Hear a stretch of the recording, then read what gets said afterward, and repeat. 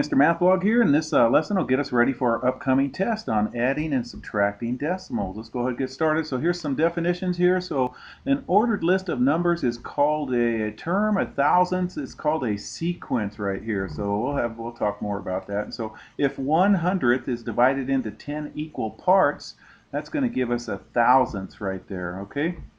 And then, so explain the value of a decimal, how it changes as we move from to the left or to the right in place value. So we did this example a while ago. So when we go to the right, it goes times 1/10 times 1/10. And when we go to the left, it goes times 10 times 10 times 10. So going to the left, it's times 10. Going to the right is times 1/10.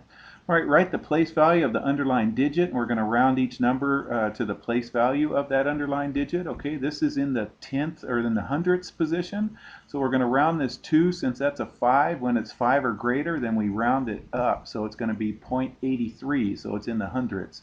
Okay, this is in the ones position right here, and since this 4 is less than 5, then it stays at 7 ones right there. Okay, this one's in the tenths position, and this 8 is greater than 5, so it's going to round this up to 5.1. Okay, remember that?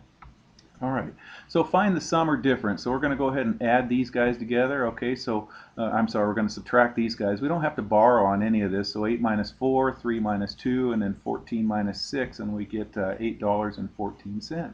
Okay, here we're going to go ahead and add. So 6 plus 5 is 11, and we carry the 1. 8 plus 4 is 12, plus the 1 is 13, carry the 1.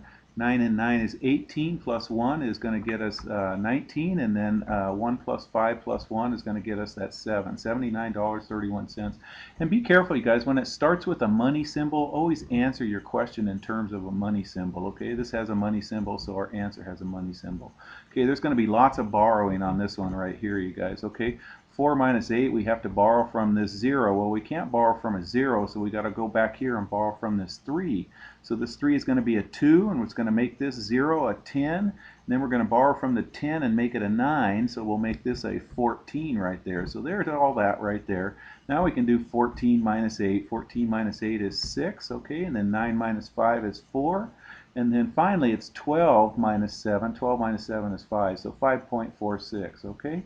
All right, Rachel bought a shirt for $47.82 and 2 pairs of socks for $13.36. If she gave the cashier a $100 bill, about how much money did she get back? Okay, well, the key word is about. It says about right here. So what I'm going to do is round this up to $48. I'm going to round them to the nearest dollar. So this will go up to $48. This will get rounded to $13. So if we add 48 plus 13, that equals 61. And then be careful. It says, and I kind of almost fell for this too. It says she gave the cashier a $100 bill. So how much did she get back? So this is how much she had to pay. So it's going to be 100 minus that 61. So about $39 back. It's not exactly $39, but it's about $39. All right, Mr. Bullock is writing checks again. He has written a check for $178.23, made another deposit of $363.82, and his balance was before these transactions $660. So after these transactions above, what will his balance be? Okay, so we got to do the balance minus the check that he wrote. So we're going to subtract these. So when we subtract and we borrow, we start borrowing and borrowing and borrowing, and so we get $481.77, and then we're going to go ahead and put this balance in there, so this deposit. So this is an addition. So when we add those together, we get $845.59. Okay. All right. So remember, the checks that you write, we take off the balance, and then the deposits we add to the balance. All right. So let's see. Julie has 1.74 ounces of gold. She has saved up and purchased another 1.43 ounces.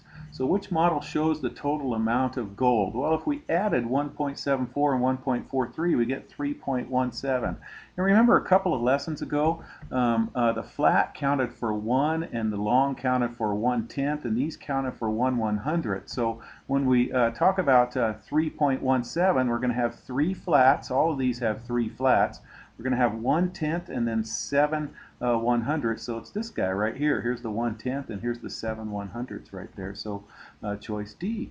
Okay, let's see. The price for different beverages and snacks are shown. Melissa buys pretzels and a fruit punch.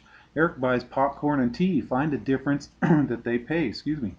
So we got to find out how much Melissa paid, the pretzels and fruit punch, and how much Eric paid for the popcorn and tea. So when we do that, there's their prices, and then the difference is going to be the subtraction of these two. So when we subtract those two, we get 85 cents, okay?